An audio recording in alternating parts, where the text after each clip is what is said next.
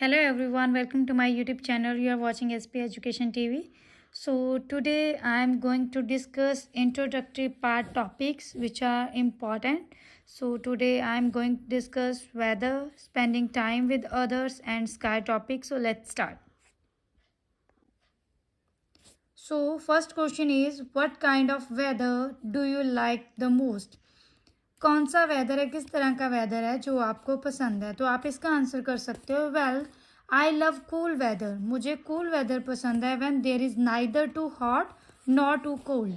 जब कोई ज़्यादा गर्मी भी नहीं होती और ज़्यादा ठंड भी नहीं होती, मुझे ऐसा कूल वेदर पसंद है because I am a hodophile person. Hodophile का मतलब होता है जिसको ट्रैवलिंग पसंद होती है, हु लव्स टू ट्रैवल. मैं एक हॉडोफाइल पर्सन हूँ. So this cool weather is suitable for travelling. और ये जो कूल वेदर है ये सूटेबल होता है ट्रैवलिंग के लिए. So that's why I love cool weather. So your next question is, what is the weather like in your home town? किस तरह का वेदर जो है आपके होम टाउन में होता है? तो आप इसका आंसर कर सकते हो. As I am from countryside area in Punjab. जैसे कि मैं कंट्री साइड एरिया से हूँ.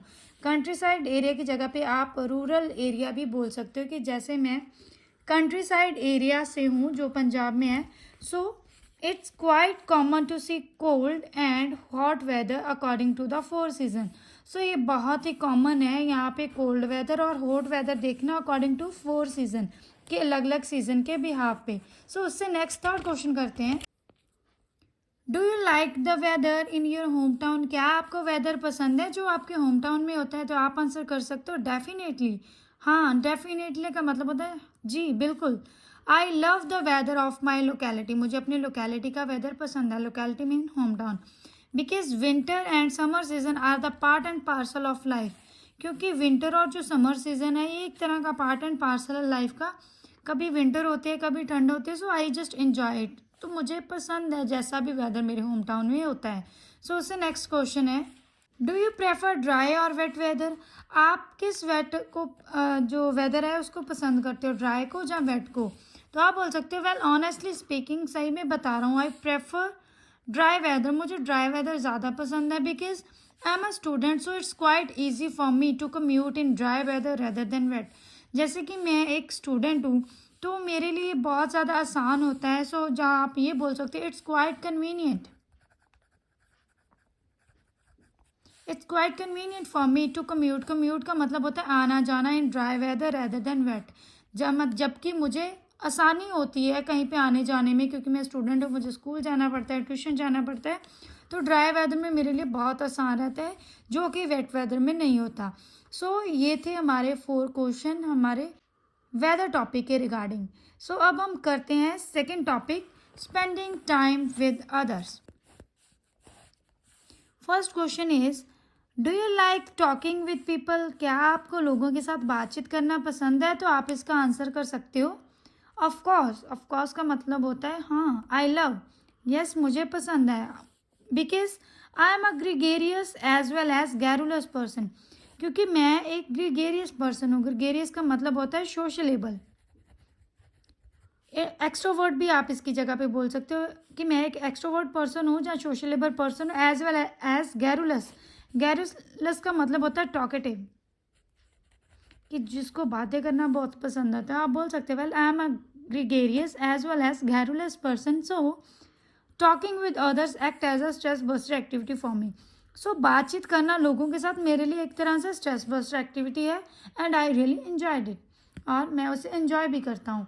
सो ऐसे करके आप इस क्वेश्चन का आंसर कर सकते हो. सो उससे नेक्स्ट क्वेश्चन करते हैं, how do you like spending time with your friends? आप कैसे टाइम स्पेंड करना अपने फ्रेंड्स के साथ पसंद करते हो? तो आप इसका आंसर कर सकते हो well I am a shopaholic person. Shopaholic person होता है जिसको शॉपिंग करनी बहुत पसंद होती है.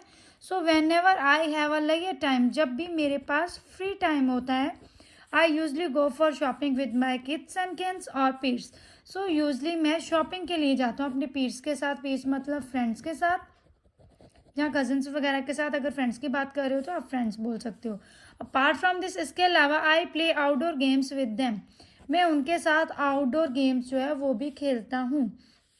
सच as badminton, cricket and volleyball. जैसे कि बैडमिंटन है, क्रिकेट है और वॉलीबॉल है. सो ऐसे करके आप यहाँ पे आंसर कर सकते हो. सो उससे नेक्स्ट हम क्वेश्चन करते हैं. Would you prefer to study alone और विद अदर्स?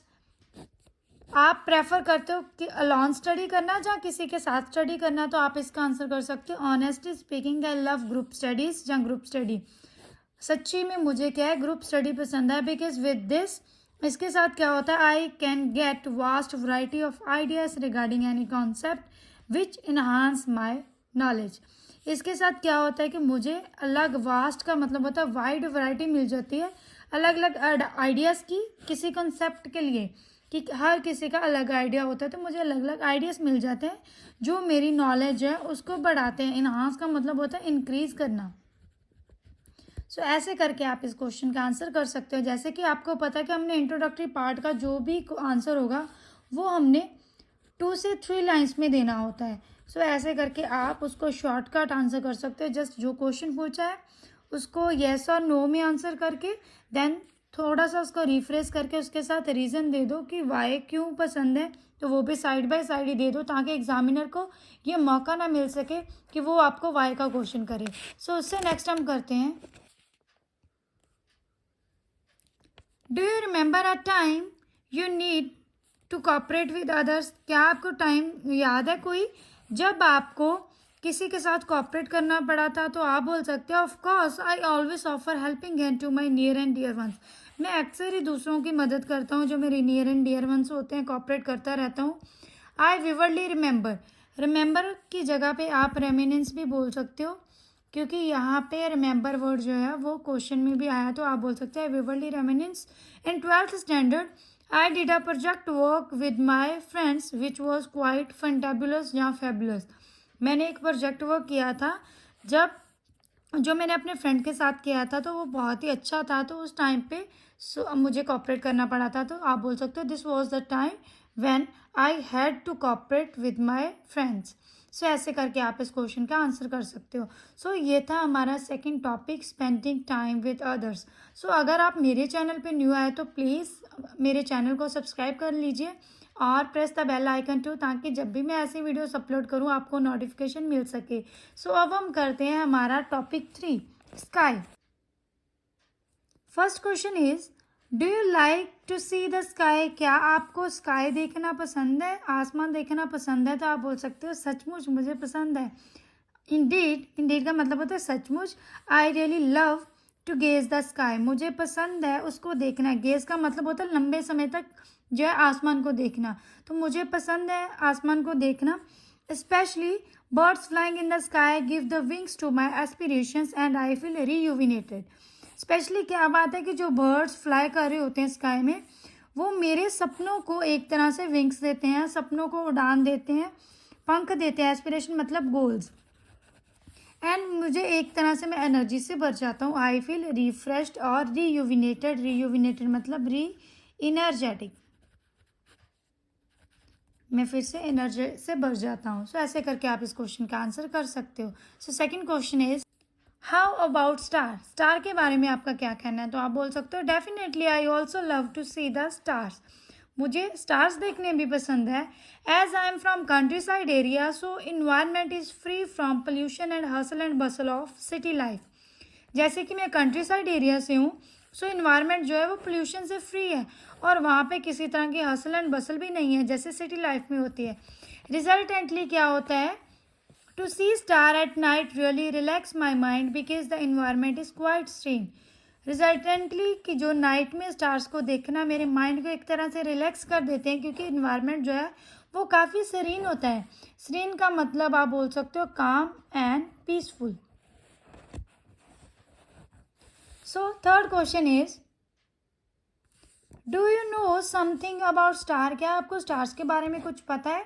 सो यहाँ पे आप कुछ भी आंसर कर सकते हो सकता है आपको स्टार्स के बारे में पता हो सकता है आपको स्टार्स के बारे में नहीं पता हो. सो यहाँ पे आप बोल सकते हो well I don't know much, मुझे ज़्यादा पता नहीं है, but I just only can say, मैं सिर्फ यही कह सकता हूँ there are billions of stars in the galaxy, कि यहाँ पे बहुत सारे स्टार्स हैं गैलेक्सी में, बिलियंस, बहुत ज़्यादा। गैलेक्सी हम बोलते हैं जो आसमान का जो भी है सारा सिस्टम, स्टार्स, सन, उनको गैलेक्सी बोला जाता है। तो वहाँ पे बहुत सारे स्टार्स हैं and it makes the earth a beautiful place to live. और ये अर्थ को एक ब्यूटीफुल प्लेस बना देते हैं रहने के लिए। सो जस्ट मैं ये बात बोल सकता हूँ। सो ऐसे करके आप इस क्वेश्चन का आंसर कर सकते हो। There is no need to know about stars, about a lot of things in the space, so you can just answer like this. Okay, so our next question is, how often do you look at the sky? कब जो है आप sky को देखते हो? तो आप बोल सकते हो I don't often gauge the sky, मैं अक्सर जो है देखता नहीं हूँ स्काई को, गेज नहीं करता हूँ। I just see the sky for long time solely during summer season, मैं सिर्फ स्काई को ज़्यादा समय तक ओनली समर सीजन में ही देखता हूँ। Solely means only.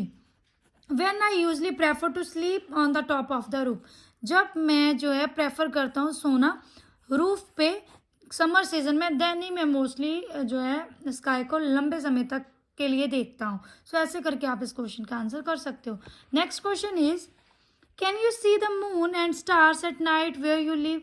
क्या आप देख सकते हो मून और स्टार्स नाइट को जहाँ पे आप रहते हो?